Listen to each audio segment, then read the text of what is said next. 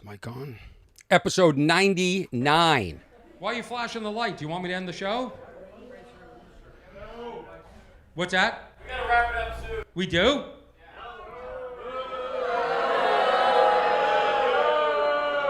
Oh my God, who made that decision?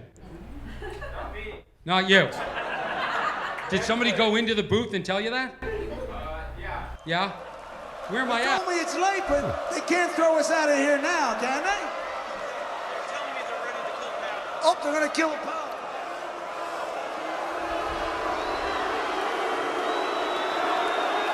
I've been told they can throw us out of here now, so we'll see you next time.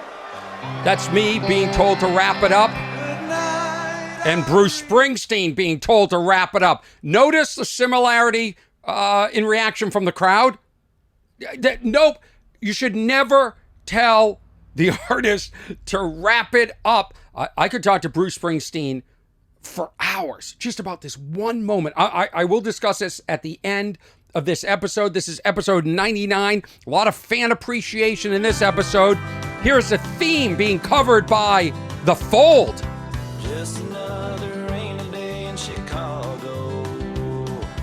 Waiting for my funny. These guys were at my show at the Improv in Los Angeles. George Cassidy and his brother Daniel Cassidy started this band. They've been What's his name? Well, his name is Orny. Dan's the lead singer. George is playing guitar. These guys have over 120 million downloads plus. Probably 130 now because that was a couple of years ago.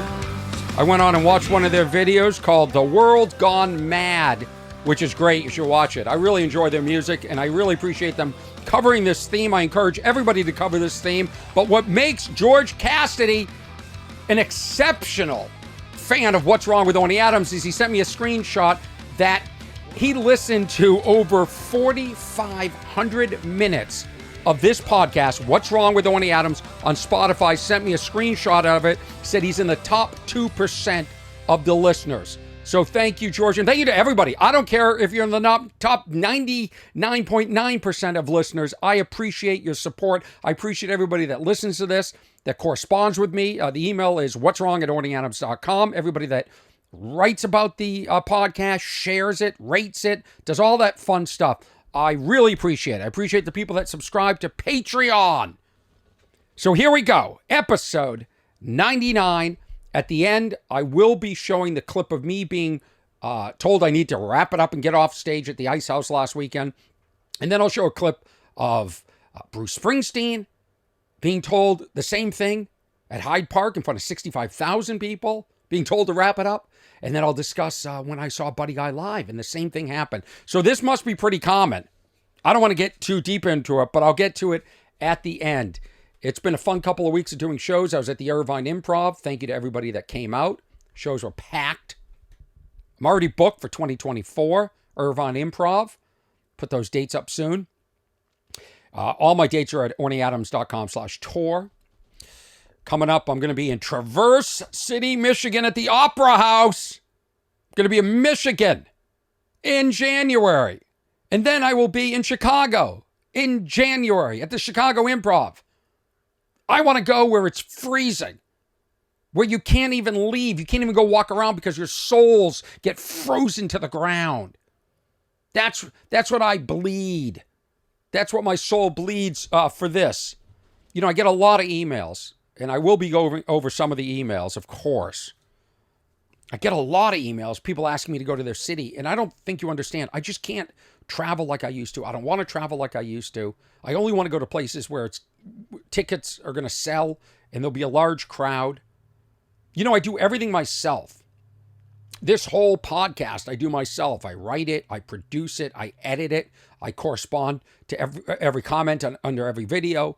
I'm real mom and pop. I cut clips and put them out there. I'm going to talk about some of these clips. I'm trying to stop saying gonna. I'm gonna stop saying gonna. I'm going to discuss some of the clips I put up. I seem to have really upset the country of Lithuania. They're outraged by me. I've upset two niche groups of people. I've upset the rugby community and the whole country of Lithuania is upset about a joke I did at the Irvine Improv. And it's such a mild wordplay joke. It baffles me. It baffles me what people get upset about. Why? In a world, according to the Fold, that's gone mad, aren't there much bigger issues for everybody to focus on? I will play the joke, and I'll play the follow-up to that joke. But first, I've got a public service announcement.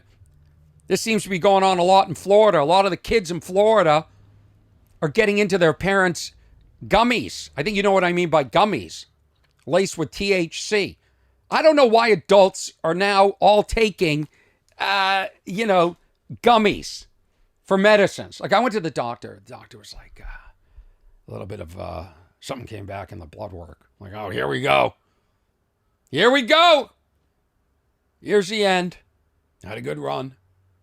And then I imagine the announcement of me passing on TMZ and how it's worded. I said, what's up, doc? And he said, you're low on vitamin D. I said, oh my God, what does that mean? What's going to happen? Am I going to lose my vision? Are we going to have to amputate a foot? How do we fix this, doc?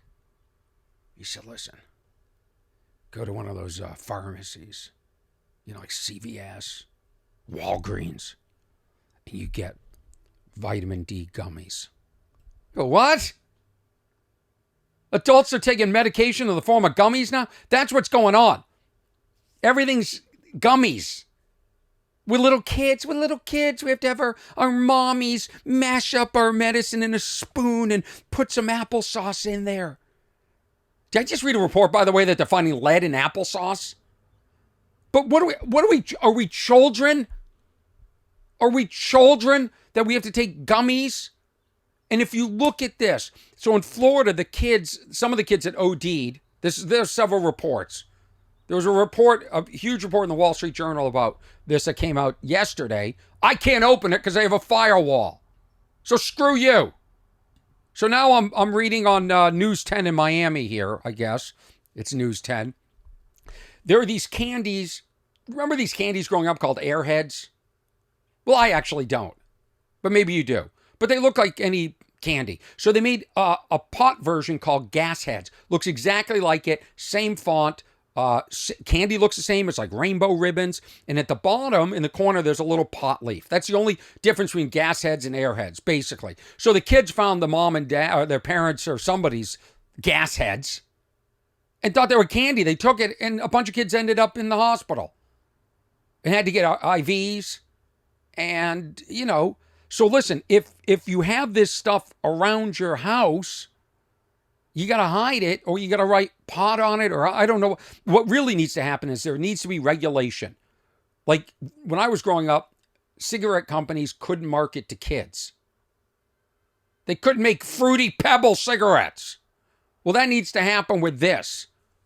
Although I'm sure some of this stuff is black market stuff. But anyway, be careful. Hide that stuff. Hide that stuff. Have you guys seen...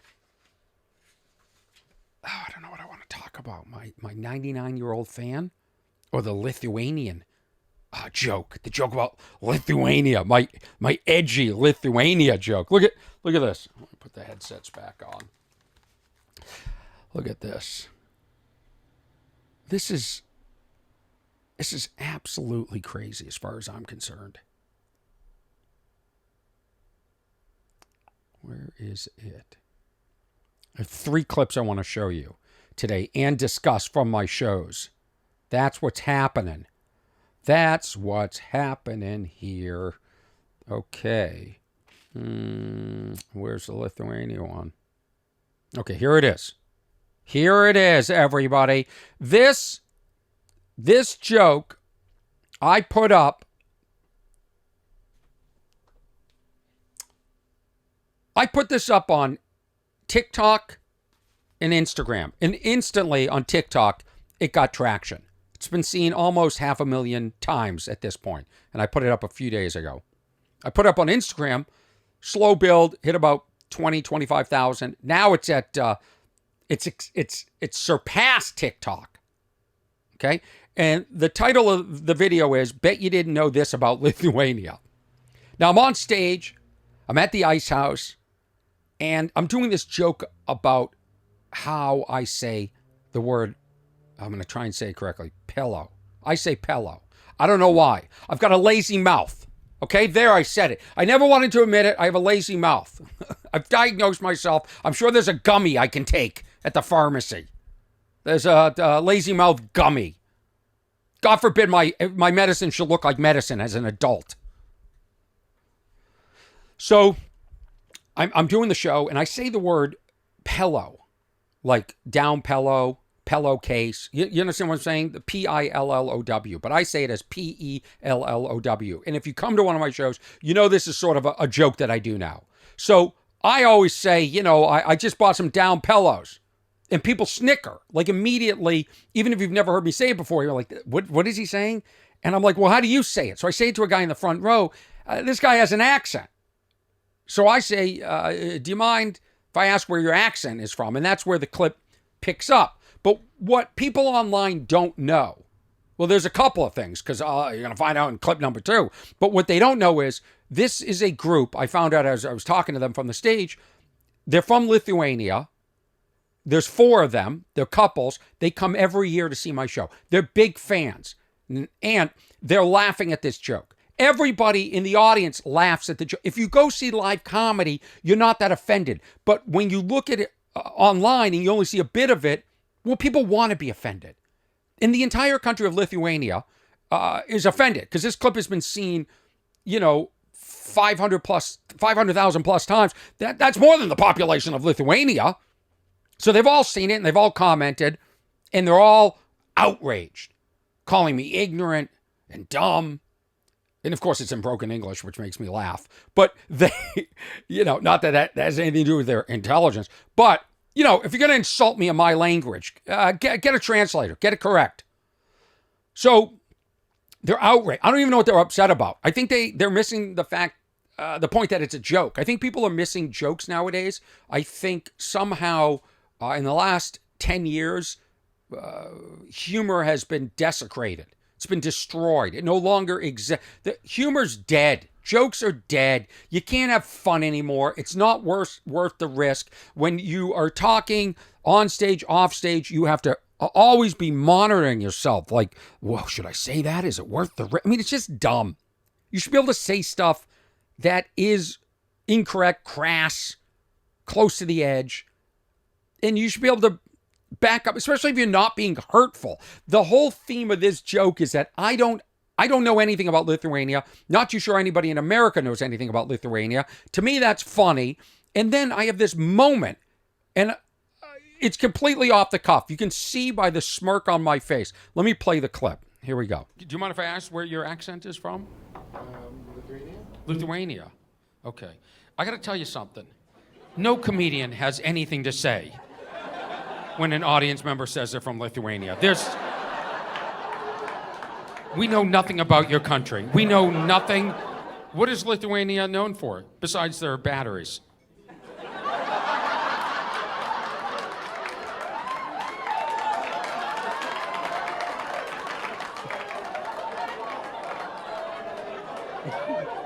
It's This just. guy loves it. There you go. You ever touch a famous person? Got to give him the fist bump. It's just. So what's the language that you speak? Lithuanian. That's what I was going to guess. Yeah. So there I am showing how uninformed I am and laughing, and everyone's laughing and having a good time. And that's what comedy is. Comedy is, my monitor went out, so I'm trying to fix it in real time here. That's what comedy is supposed to be. It's like we're all just laughing at a circumstance. But once I say the line, let me roll it back here. You can see there's a moment where I smirk like I'm actually proud that I thought of that. And in my head, I'm thinking, this clip is going viral. I was right. And I looked, I'm seated in a chair. I look down to see if my gut is sticking out. Because I'm thinking, well, if it goes viral, I don't want my gut sticking out. And I'm happy to report it wasn't. When an audience member says they're from Lithuania, So I'm just rolling it back here. Hold on. we know nothing about your country. We know nothing. What is Lithuania known for besides their batteries? There I am, proud that I thought about there. And I looked down. I just looked down and confirmed my gut is not out. This guy loves it. There you go. You ever touch a famous My person? gut was not out. I can use the clip because I'll be honest with you.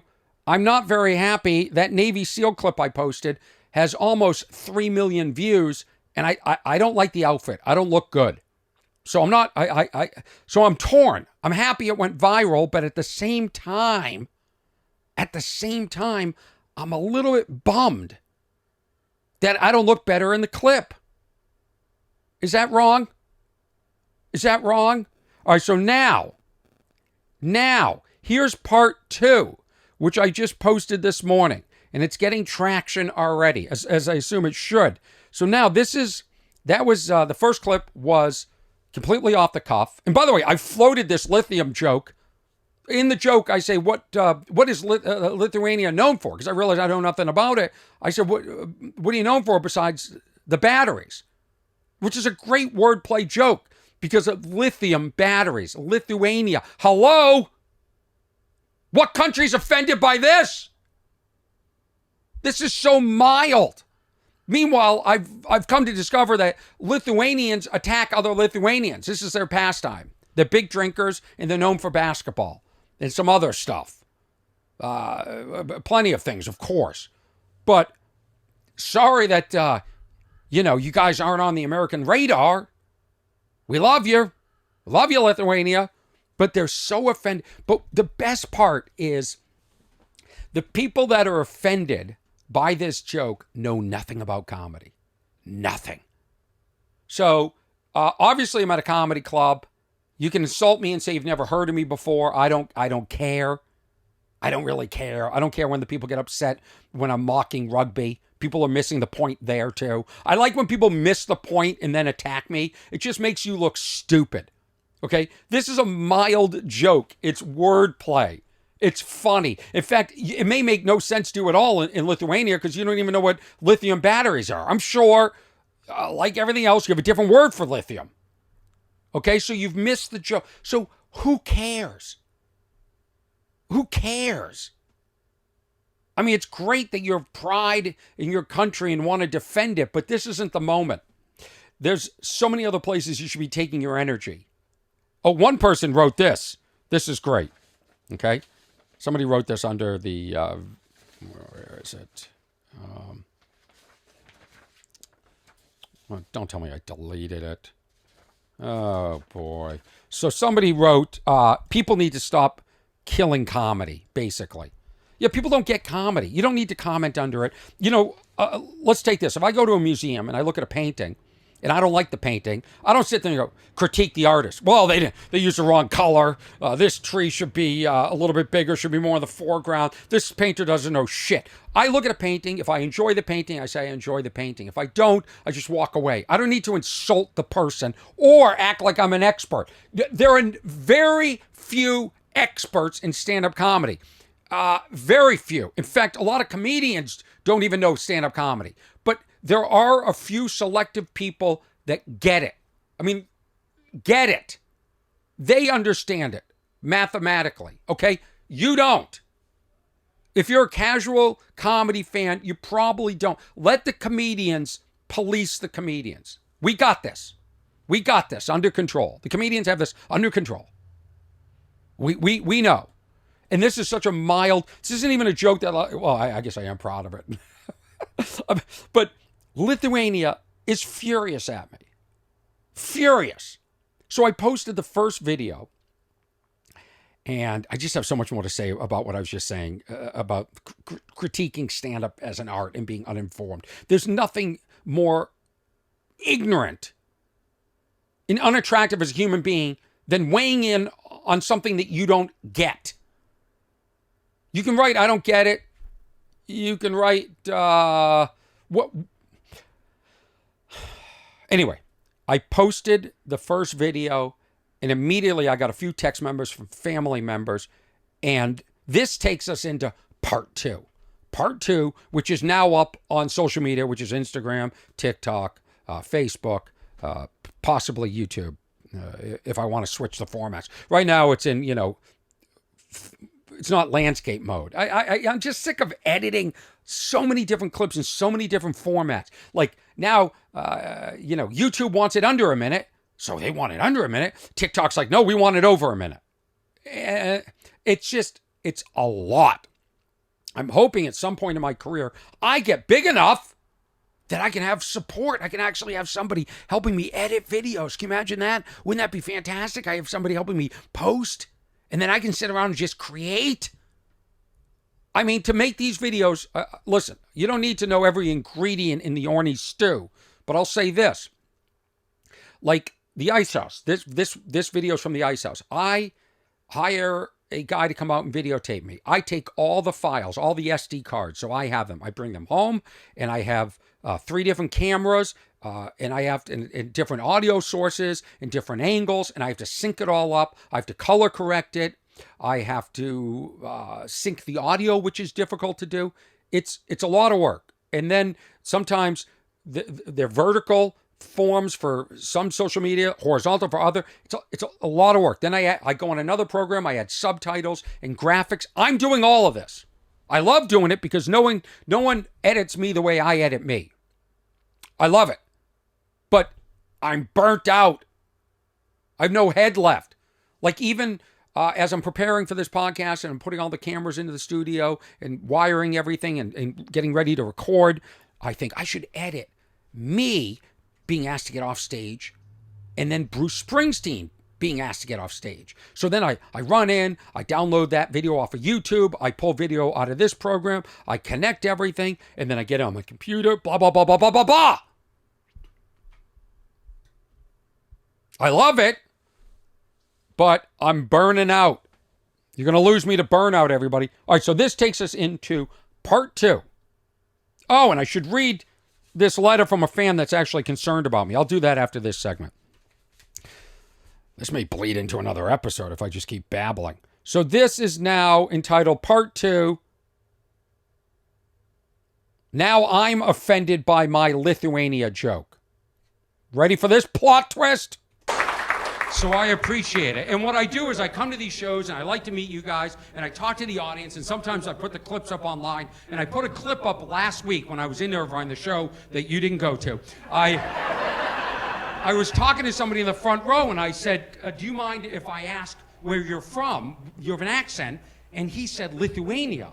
And I said, What is Lithuania known for, besides their batteries?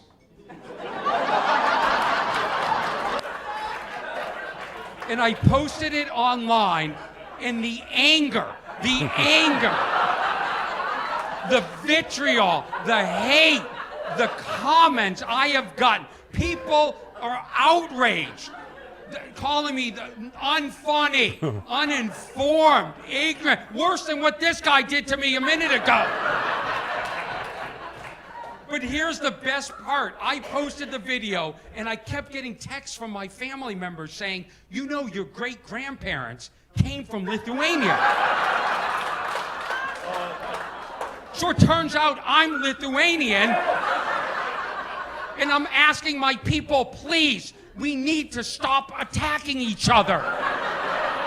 Yeah. By the way, now people are upset that I'm Lithuanian. One person wrote this. They said, you're not Lithuanian, you have Lithuanian heritage. Well, don't tell me what I identify as. If it helps me with my comedy career, I am Lithuanian. Career? Jeez, I do have a lazy mouth. Oh, I found the quote. Jan Antaya on Facebook said, LOL, people need to chill. They need to stop killing comedy. The best medicine on the planet. I agree with that. But I love analyzing these videos, like that moment where I look down to see if I have a gun. I like that. So, turns out, yours truly is a Lithuanian comedian. I would like my country of Lithuania to stand by me, support me, I'd like to come over there and do some shows. I don't know if it's safe for me in Lithuania since I made a funny wordplay joke about lithium batteries being from Lithuania, which they probably are. I haven't even researched that. They might be. Who knows? Who knows? By the way, the Fold is responsible. The band, this band, ready? These guys. The Fold, in case you're wondering, their credentials. Bring that down. They did the Lego Ninjago theme, the Weekend Whip. They've done a lot. They're nice. All right, I'm turning this down. They're not my only fans. I have a 99-year-old fan I'm going to be discussing, but let's do some mail here. Here's a concerned fan. Listen to this. Hello, Orny. How are you? This is from JJ. See, you have become something of a constant in my life, which probably sounds even stranger now that I think about it. Insert face palm here. But hear me out. My name is Didacted, wrote JJ. JJ, she is 35 years old. And she said, I'm from a shitty little town in Norway. Hello, Norway. Have I offended that country yet? What if I go to Norway, I do a show, and then I pop over to my country, Lithuania? You know what I mean? Visit the battery factory. She's from a shitty little town in Norway that I, for some weird reason, she's very proud of, as you should be. My life is pretty quiet, I guess. I live alone and avoid most people when possible. My kind of person. No reason to leave the house. But you live in this small town in Norway. I mean, isn't it safe to go out there? I mean, isn't it like you just know there's a few people around and you know everybody? I figure it's very quaint. Guys are sitting around eating sardines, stuff like that. But better be careful. I'm about to offend all of Norway. I hope you don't mind me reading this, by the way. I spend most of my days working on various projects, taking care of my plants, and feeding the squirrel that lives in my roof. Ah, wow, damn thing eats better than I do. Your podcast is a highlight of my week. I love listening to you talk. You always make me smile. Love to hear that, JJ. Your friend Jim said that listening to your podcast is like having a direct line to your thoughts, and I agree because by now I can almost predict how you'll react to certain topics. Well, then why do I even need to do this anymore? Before you even say anything, having listened to you for quite some time, I guess what I'm trying to say is that I feel like I know you in a way and I care about you. So with all the craziness that's going on in your country right now, I worry. I worry too. I hope you're doing okay and that you're staying safe. P.S. If you're looking for topics for a podcast, always, everybody. Thank you, everybody. Have you ever done research on space junk? Oh, I should. And I'm friends with astronauts, so I could ask them about space junk. It's frankly alarming the amount of trash that is orbiting around our little blue planet. Seriously, look it up. You'll be horrified. No, I know about that. I'm also worried about the trash reef floating around in the ocean. That thing. There's trash everywhere. Anyway, thank you for the email. Thank you for listening, JJ. I'd like to know on Spotify where you are. George Cassidy is in the top 2% of the What's Wrong with Orny Adams listeners. This is... what's this from? Madeline? Orny. Another email came into the What's Wrong with Orny Adams. By the way, what's wrong at OrnyAdams.com is email. I get a ton of emails. Some of them make no sense to me. Sorry, I don't understand what you're saying. And some are great. Some are brilliant. Some are from people smarter than me. I don't like that. Somebody sent me a whole thing about... okay, this is from Carrie. Hi. I read the attached about fate and destiny. Thought you might find it interesting. Maybe free choice is ambiguous. She's calling back to a podcast. On 2 podcasts, I talked about Sapolsky's book. This guy, Sapolsky, guy studied chimps. And then he came out and said there's no such thing as free will, which I am strongly against. I believe in free will. I'm a free willist. Okay? When my grandparents were in Lithuania, my great-grandparents, they had free will to come here.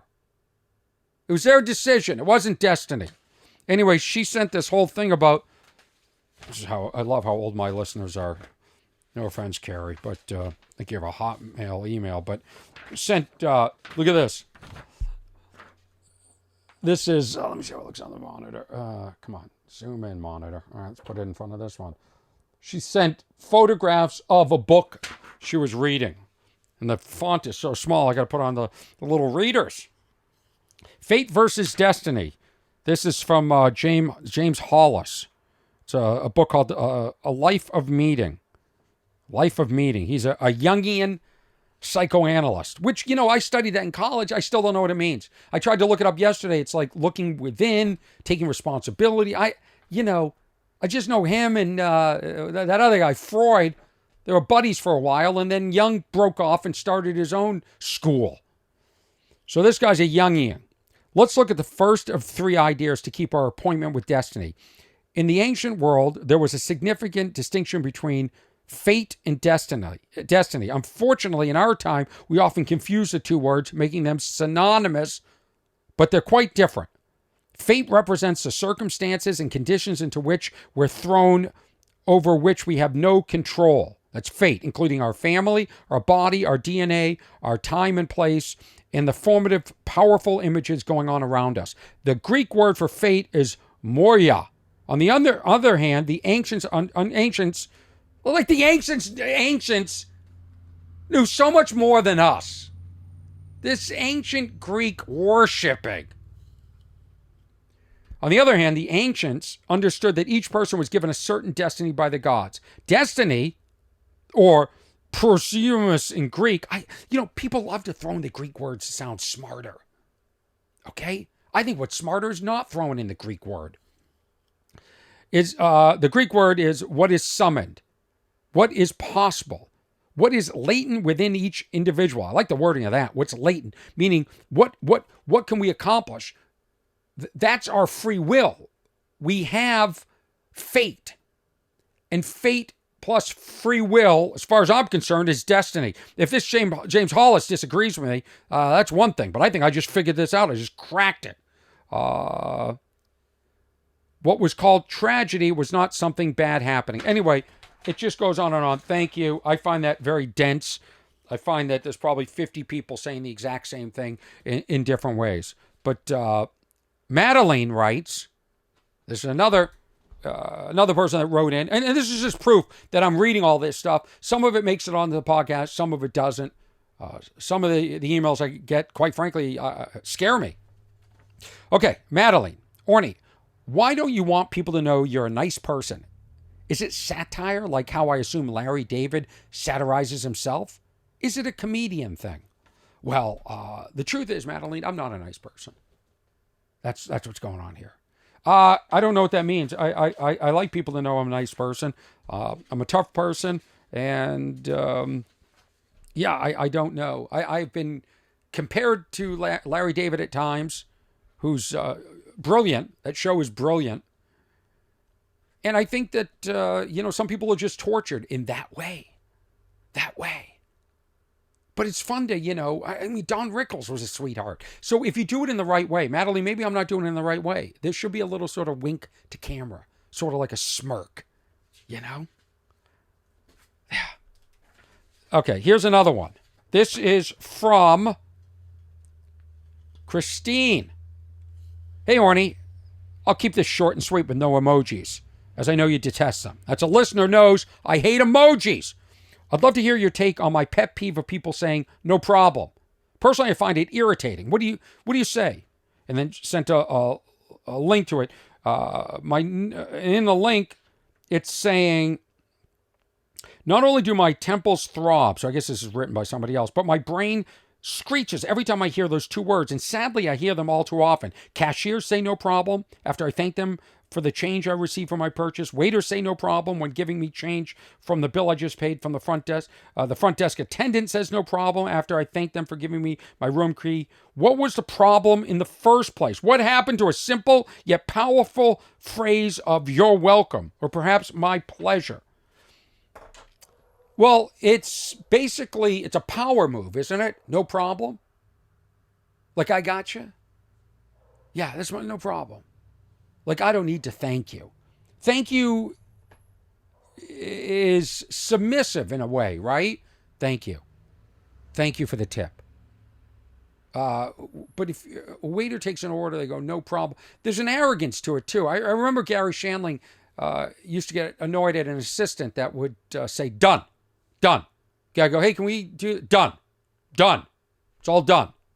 Now, no problem doesn't, maybe it will bother me now that you've brought this to my attention, but what did she say at the beginning here? I'll keep this, I'd love to hear your take on my pet peeve of people saying no problem. I'm trying to think of when people say no problem. Hey, can you, yeah, no problem. You know, customer service does this too. Oh, you must be so, I can see how frustrating it would be that this isn't working. I'll take care of this, no problem. And then they don't take care of it. That's the other thing is, no problem becomes a problem. So, Christine, there's no problem at the beginning, but by the time that they don't, or they say no problem and don't resolve it, now we got a problem. Now we got a problem. Here's another very lengthy email from somebody that I think really gets my sensibilities here. Let's see if I can find this. Okay, this is from, oh, is this the same? Didn't I just read one from Madeline? Is this the same? Oh yeah, it's the same one that doesn't think I want people to know I'm happy. Huh, interesting. Okay, so Madeline, maybe I only have a few listeners and they're all just emailing over and over again. Maybe I'm just confused. Orny, have you heard about streaming fraud? I've just been reading about how book and film and music sales can be fixed, just like award shows. And apparently this is a thing too. It's not exactly democratic, is it? No, it isn't. No, it isn't. Why do you think I don't care about Academy Awards? And that's why I respect somebody like a Marlon Brando that sent a Native American woman to collect his award. Now you can't even say that, an indigenous person. Or do you think it's a case of being fair enough because they're... okay. I don't think we should have to tolerate people like that. I don't know what this is. Oh, wait a minute. I got lost. That's what these emails. Or do you think this is a case of being fair enough? It's a very long email. And I said, what is this streaming fraud? Well, it's this. It's music companies using bots to have streams off of Spotify and other places like that to increase their, clients' visibility or push them up in the charts. And I guess people can do this with books. People can have their friends, the week the book comes out, buy books from certain bookstores that puts them in the top selling list. And she doesn't think this is fair. She thinks it's cheating. I agree. And I'm just going to skip ahead. There's 5 paragraphs. Why can't people just do good work? Is that too much to ask? Well, that's the way I feel. I felt this from a young age. Like there were certain people like me that studied for the SATs. That's the college entrance exams. And I would study the information. That's what I would do. I would study what I needed to know to answer a question to score high. And then there were other kids that took classes on how to take the test, meaning how to guess correctly, know when to skip on, not spend too much time here, how to eliminate one answer, blah, blah, blah, look for patterns. That's, to me, was cheating. I don't believe in that. So I agree with her. It sounds like you need to already have business connections or some amount of money to actually make these scams happen. Well, you need money, I guess, in a way that they're not being detected by competitors or by consumers. I read the article, and it's just talking about how in one country, there was about $1 billion worth of fraud on fake downloads. But why? But would audiences tolerate the scam if they knew how many scams were being played? The award shows are not scam. Okay, anyway, yes, I can't. I didn't have time to really sort of read this entire thing, but she made some great points that I agree with. Thank you very much for the email. I appreciate it. So let's move on. Let's move on to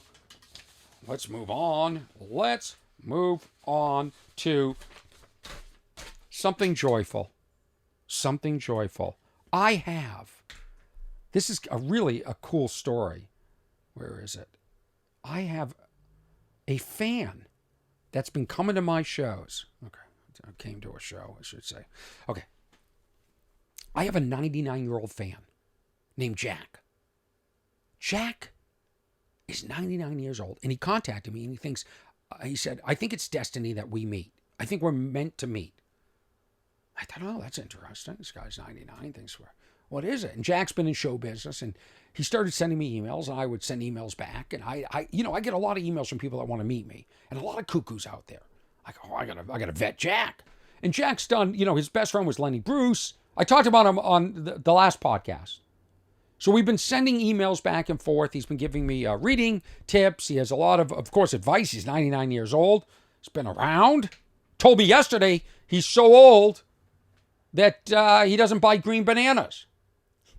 But he's very youthful. He's got a lot of energy. So he's been sending me these emails, and he finally came to one of my shows. He came to see me at the Ice House in Pasadena, and I'm putting up a picture. This is a picture of me and Jack. Look how the guy doesn't look 99.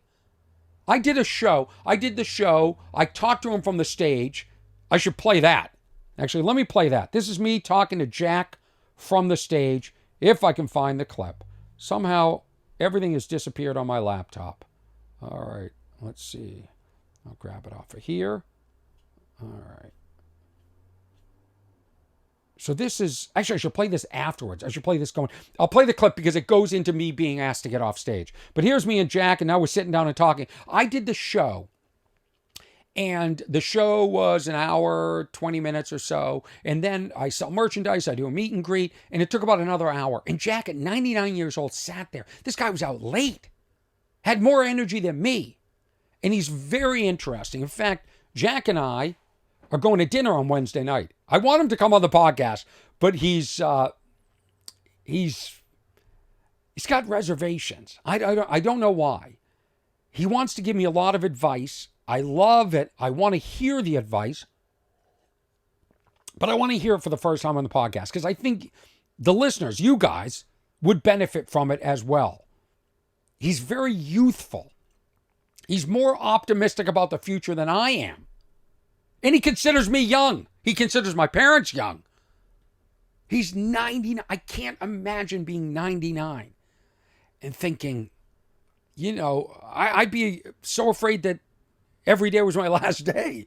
I mean, we probably should think that anyway as a human, but I would if I was 99. So Jack came to the show, really enjoyed talking to him, and I started to talk to him from the stage. I said, is Jack here? I wanted to make sure he made it.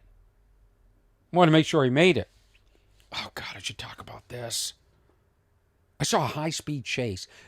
I was sitting around. It was getting late at night, and I got Tim Conway Jr. sent me a text. He said, high-speed chase, channel, blah, blah, blah, LA, tune in. I tune in. The helicopter's following this car for about 30 minutes. The police had to, the car was going down like one-way streets the wrong way at a high speed, was clipping other cars. It was dangerous. So they do this thing in Los Angeles where they back off. The police back off. They backed off so much that when the car stopped, the helicopter was on it, and the two occupants ran. The helicopter's following them, saying, where are the police? The police, it took 10 minutes for the police to catch up and get there. By the time they got there, they were gone. This is what's going on in my city.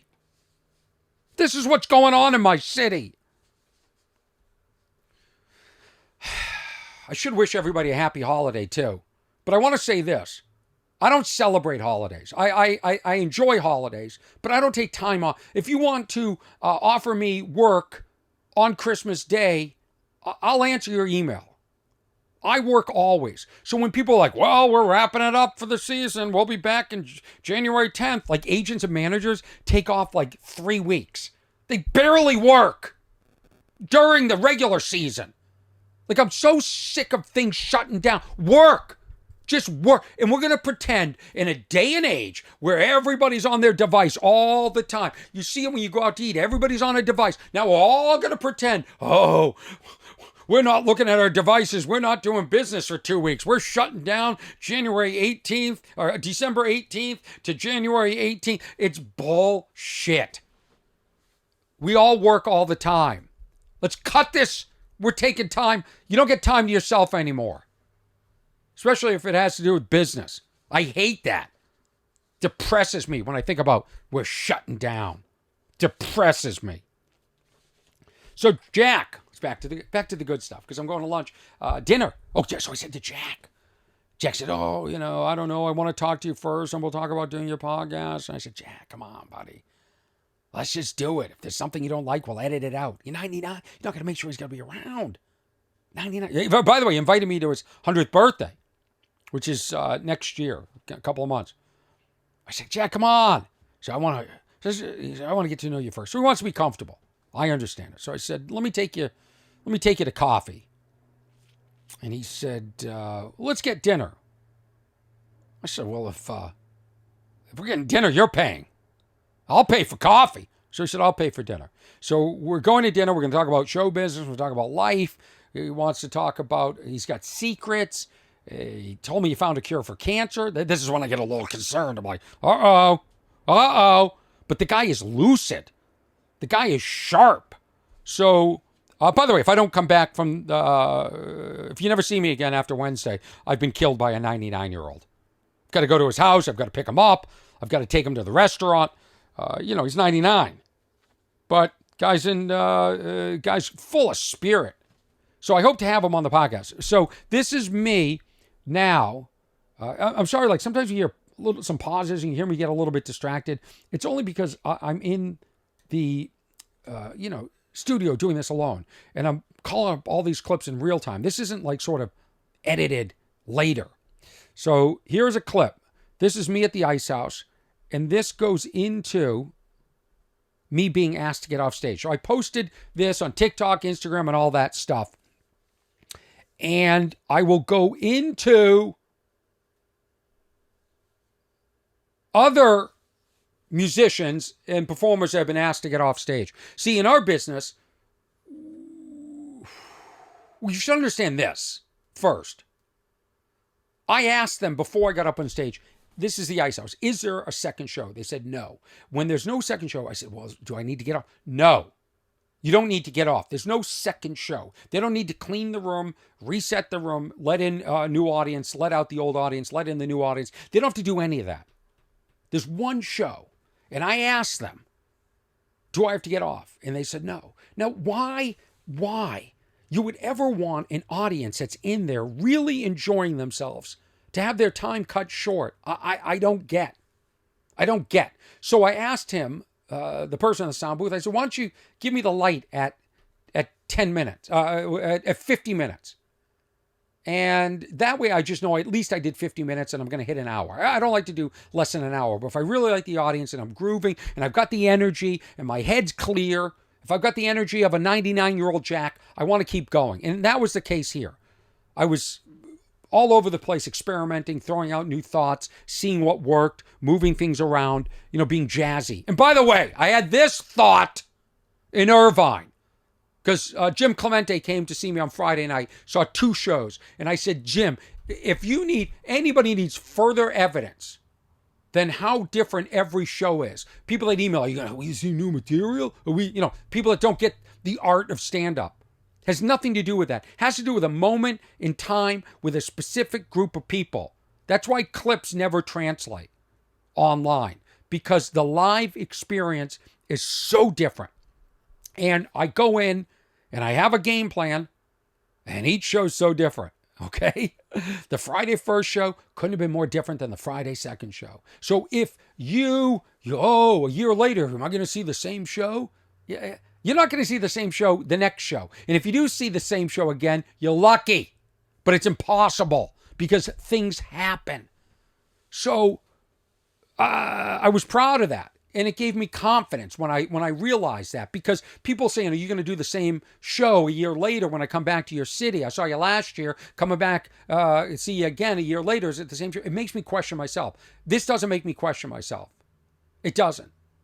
So I was really enjoying myself, full of energy, didn't have to save energy for a second show, wanted to keep going. I'm talking to my 99-year-old fan a few minutes earlier, and basically, all of a sudden I start getting the light. And at the end of the clip, the guy brings up a cordless mic. Let me just play the clip for you. And all this stuff is up on my social media. Okay, so here we go. Jack, are you here? Yeah. This. I've never met Jack. Jack and I have been emailing for several weeks. Jack is my oldest fan in regards to my podcast. He's a listener. Jack, tell everybody how old you are. 99. 99 years old. No, but I want to say this because I am grateful for the people that come back. And Jack, we're going to talk after the show. I can't believe you're up this late. I really... I'm ready to be asleep. I Said know I'm you're normally asleep. Yeah. Why are you flashing the light? Do you want me to end the show?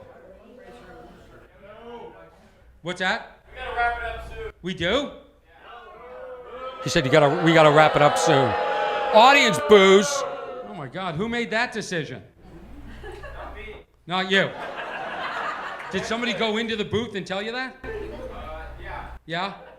Where am I at? I'm just like at an hour, right? Hour 10. Hour well, and 10. Stop the clock. You know what I mean, dude? Work with me. Jack is still alive. He's awake. Jack is still alive. Yeah. We don't end the show if Jack's alive. It's, He just brought me a new bike and he said this Is one's that why gonna you're die. lighting me? Because there's no mic? I said, is that why you're lighting me? There's no mic? Anyway, I don't know how much you can hear when you're listening to the podcast, but, you know, I'm on stage. I'm having a great time. Why are they flashing the light? I hate that. I hate that. It feels disrespectful unless there's some emergency or something's happening or I'm being grotesque. But I had talked to the club beforehand and I was told I could go long. There might have been some miscommunication within the chain. You know, listen, I'm enjoying the Ice House. I love it. I'm back there. I'll be back there March 2nd, Saturday, March 2nd. But I just wanted to play that because I just want people to understand the struggle and how humiliating this business can be. And then I found this. When I was in Irvine, I before the show, I always put YouTube on and I listen to music. I rock it out. I love to rock it out.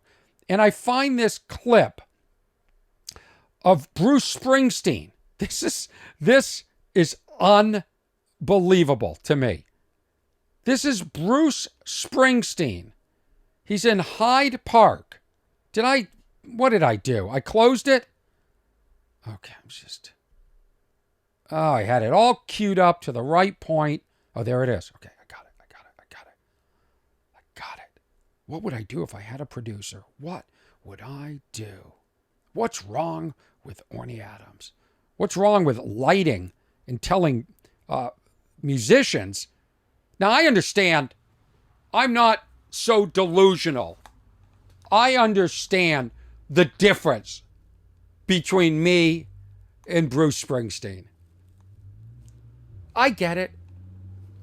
I get why a club would tell me to get off. I get it. I'm just a piece of crap. I'm just there on stage to sell chicken wings and beer for an hour and a half. That's all. I'm just up there, you know, just telling a couple of little jokes, offending Lithuania. Who cares about Orny Adams? I mean, that's how it makes me feel. That's how I feel in this business. This business makes me feel like crap so often. The only time I feel any sort of... I love being on stage. I hate what it takes to get up on stage. I hate it. I hate all the negotiation and planning. I hate getting there. I hate it. Being there, I love. And I love my audience. And I love people that support me and pass along my videos. And I say this on stage. Okay? Look at me. Okay? You, the audience, have saved my career. You, the audience that finds me on social media and YouTube, have saved my career. Okay?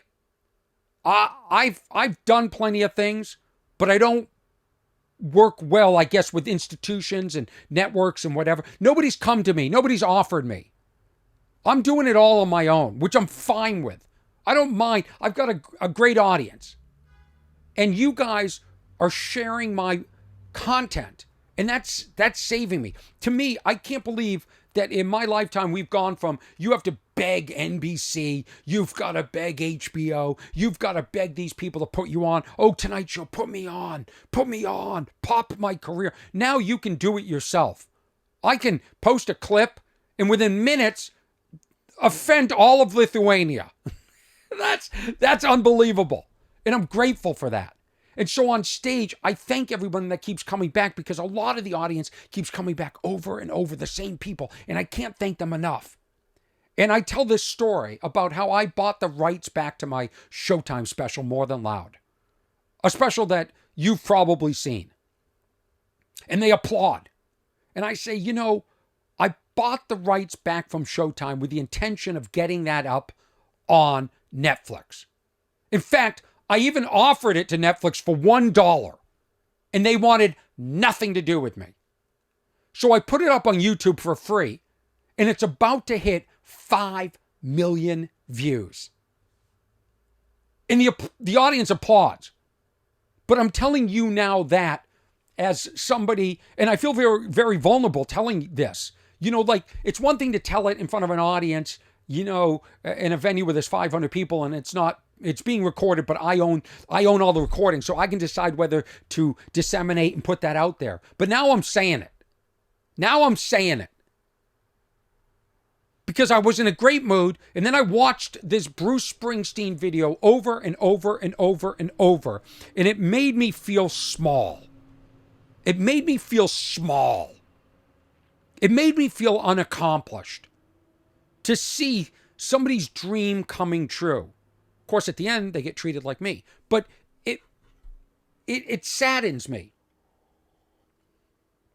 In fact, part of the reason I listen to so much music and great music before I get up on stage, and I watch the videos on YouTube, is to feel a sense of humiliation, hubris, is that the word? Self-realization. Put me in my place. Watching these rock bands in these huge venues puts me in my place. Reminds me, I'm not as big as I feel I am in my head. I'm much smaller. So, I can't say the word smaller now. So,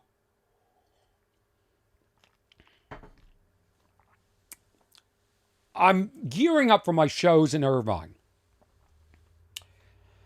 And this pops up in the feed. I'd never seen this one before. This is Bruce Springsteen. I think it was in 2012. He's in Hyde Park in England. It's nighttime.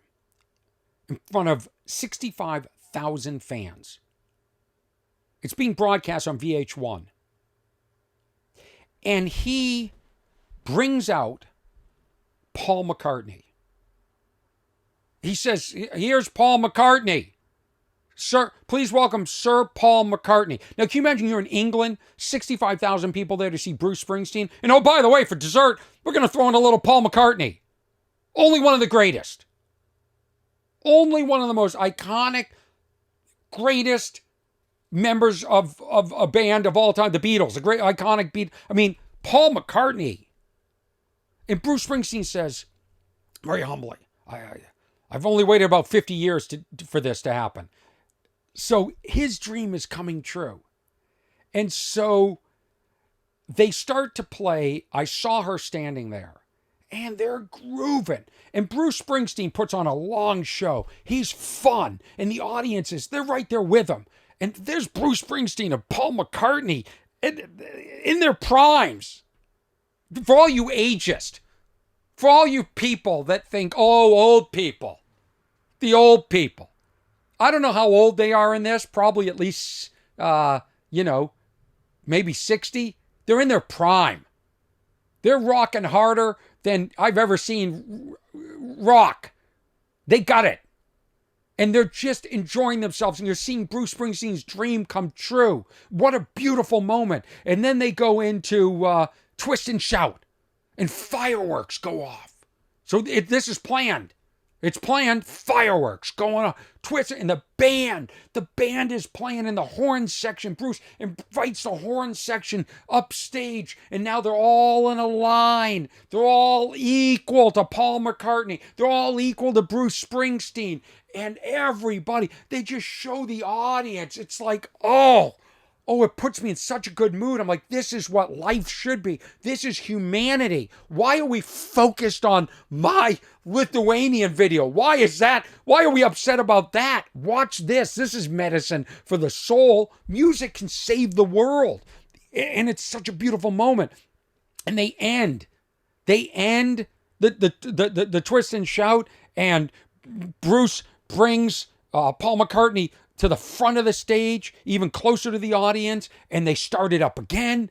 It's just this, it's such a feel-good moment. I just can't tell you.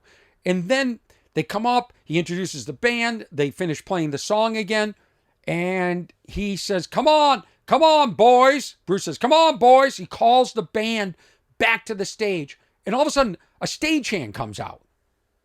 Or maybe his manager. I don't know who this guy is. And he says, you can't hear it on the video, but he says, they're going to kill the lights or something like that. You got to get off. Because Bruce says, come on, boys. I go, they can't tell us to get off. Basically what I was saying. You can't tell me to get off. He's at the Ice House, by the way. I'm at the Ice House in front of, 15 people. He's at Hyde Park, 65,000 people. But, they're telling Bruce Springsteen and Paul McCartney, Sir Paul McCartney. This guy's a knight.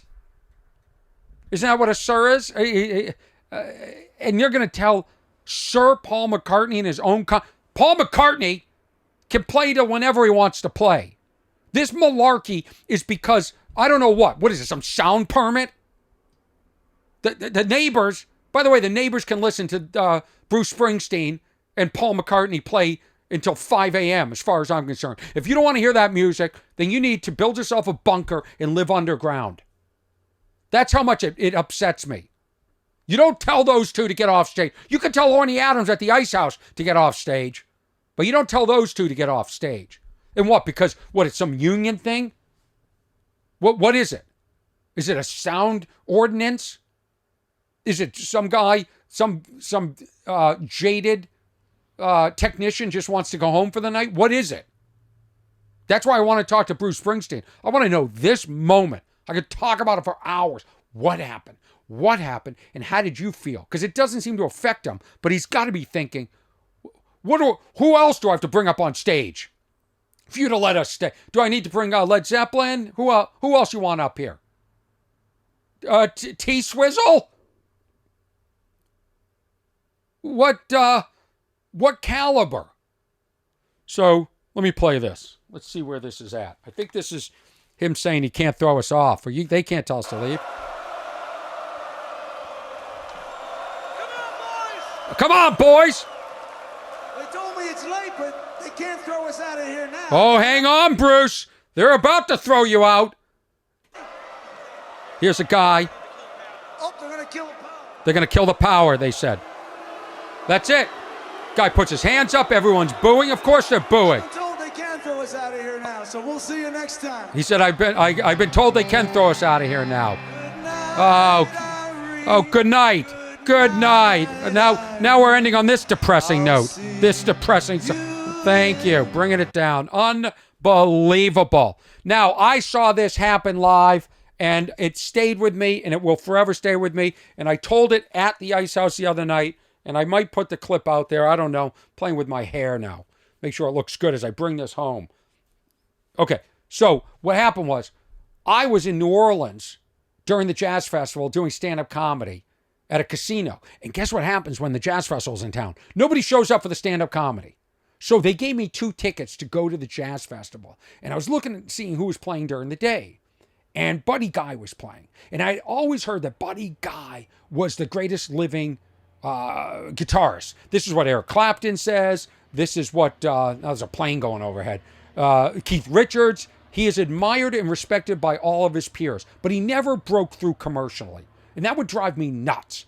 Because he influenced all these people. He's the reason... Jimi Hendrix said, the reason I played guitar behind my neck was because of Buddy Guy. So Buddy Guy has influenced all these people, and here he is playing this small stage, one of the smaller stages at the New Orleans Jazz Festival, and he's got to be thinking, I influenced all these other people, but I don't have commercial success. And that's got to hurt. I don't care. I don't care how zen you are. I don't care how many books you've read on Buddhism or how evolved you are. That is going to bother you. And I know Buddy must feel, I'd love to have Buddy on this podcast, that he got robbed a little. And I know you're not supposed to think that. You're supposed to appreciate what you got. But screw that. How about a little justice? What's wrong with a little justice in the arts? Where is justice in the arts? I don't see it. I see a lot of people rigging the system, which is what Madeline is talking about. Okay, so now I'm bringing it back, Madeline. That's what she's talking about. How people buy views. They pay for plays. They conform and they do things that work with trends. There are certain people that write music because they know how to write the hits. They're not writing from their soul. They're writing commercially. And yet that gets rewarded. Then there's a bunch of people that just break through just because they're lucky.